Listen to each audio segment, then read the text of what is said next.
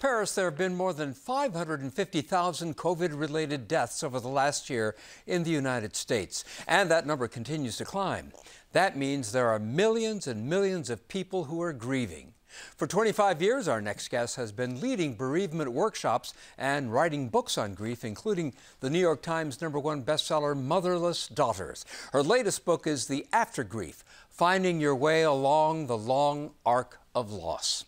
Joining us now is author and Northwestern University alum, Hope Edelman. Hope Edelman, thank you for joining us and welcome to Chicago Tonight. Thank you, Phil. You say that grief is the next pandemic. What do you mean by that? Well, what I mean is that grief goes in cycles, and we tend to see what are called grief spikes or resurgences of grief around the 1 year, at the 1 year mark, on a 1 year anniversary. And we are right now experiencing the 1 year anniversary of the lockdowns and a surge in COVID deaths. So we're expecting to see an upsurgence of grief right around this time, and it needs to be expressed, needs to be acknowledged, because suppressed or postponed or repressed grief shows up in our bodies and in our mental faculties in different ways. Real quickly, in what ways does that show up? Well, there is a compelling evidence that it leads to depression. It can lead to anger. It can lead to immunocompromised states or various immune diseases, hypertension, even some forms of cancer. As you know, as one just looks back at the past year, it's obvious that traditional forms of grieving, funerals, graveside services, sitting Shiva and that sort of thing, it's not happening, has not been happening. So how do people process what they're going through without those rituals? Well, you're right. We have been detached from the familiar and comforting rituals that define us as mourners in American society. People now are having to do a lot of that work alone, or that inner adjustment alone. I think it's important for us to create rituals of our own, even if we can't engage in the ones that we're accustomed to. Whether that's lighting a tea light in front of the loved one's picture every night, or telling stories about them, or writing stories down, which is a great way to keep their memories alive, or wearing a piece of their jewelry. It's really important to ritualize the relationship and the passage of that relationship, because rituals connect the past, the present, and the future. And that's also something that COVID has disrupted for us. Well, you're talking about personal rituals, and yes, one of the things you write about is the importance of community grieving. Are those personal rituals as effective as community grieving, say, at a funeral? Well, they're supplemental, let's say. I believe that grief is a social experience. It was for millennia before the 20th century, when we started thinking of it as something that we had to do on our own and internally. So we do need the comfort of other human beings. And that's why when I'm interviewed about funerals and celebrations of life and memorials, I say we need to have them, even if it's 2 or 3 years after the death, because it's so critically important that the village have an opportunity to come together to commemorate one of its own. So we hear of so many instances where somebody is not allowed to be in the physical presence of a loved one when he or she passes. What is the impact of that? How are people handling that?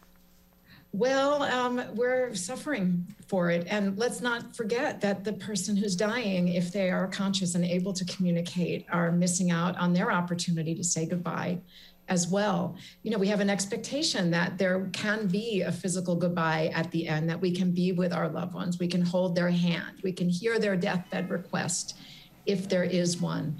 And so when we're left to do that on our own, it has to be done in the imaginal world. What might they have said to me? What would I have said to them? There are ways, clearly second best, but of having a conversation with them, of writing them a letter. But we're hurting as a result of this. And this is why it's so important that we be reaching out to and supporting each other at this time. One of the things you write about is something you call companioning. What is that?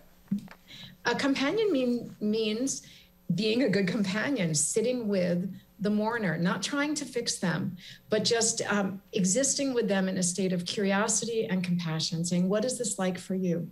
Tell me.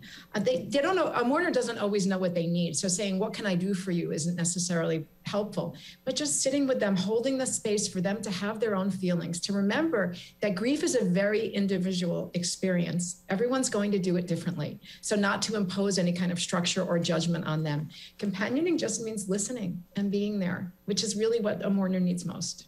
Given the fact that there have been roughly 550,000 COVID deaths, what is the impact of it numerically? What does your research tell you about that?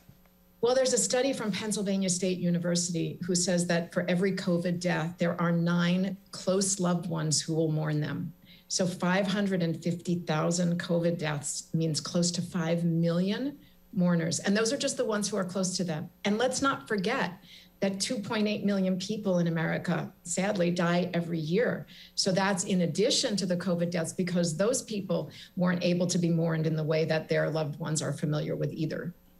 You talk about some people experiencing what you call a big dip after the second vaccination. What is that? Yeah, this is something that I think we need to be talking about. I'm observing it among friends and colleagues. It's either after the first vaccination, if you're doing the Janssen, J&J, or after the second Pfizer or Moderna shot, this sense that I'm so relieved to get my first shot. I'm so hopeful about my second.